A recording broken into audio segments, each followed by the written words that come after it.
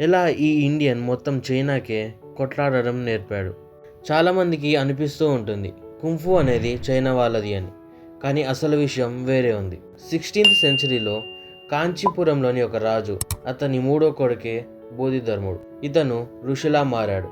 ఇండియాకి నార్త్లో ఉన్న చైనాలోని మౌంట్ సాంగ్లోకి చేరుకున్నాడు. అక్కడే ఉంది షాలిన్ టెంపుల్. కానీ అక్కడ ప్రజలు అతనిని లోనికి రానివ్వలేదు. అందుకు అతను దాని దగ్గరలో ఉన్న ఒక గుహలో 9 years మెడిటేషన్ చేస్తూ తన స్పిరిచువాలిటీని ప్రూవ్ చేసుకున్నాడు. అలా ఈ బోధిధర్ముడు ఆ షాలిన్ టెంపుల్లోకి అడుగుపెట్టాడు.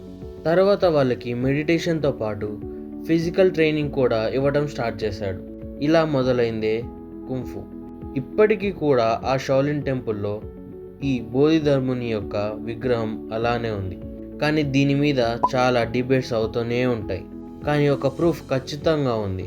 అది ఏమిటంటే, అందరికంటే first and old martial arts దగ్గర 3000 years ముందు పుట్టింది మన ఇండియాలోనే. దాని పేరే కలరాయి పట్టు. ఇలా దాని నుంచి ప్రతి కంట్రీ వాళ్ళ ఫైటింగ్ స్టైల్స్ డెవలప్ చేసుకుంటూ వచ్చారు. అలా ఇప్పుడు మొత్తం మన వరల్డ్లో 170+ మార్షల్ ఆర్ట్స్ ఉన్నాయి.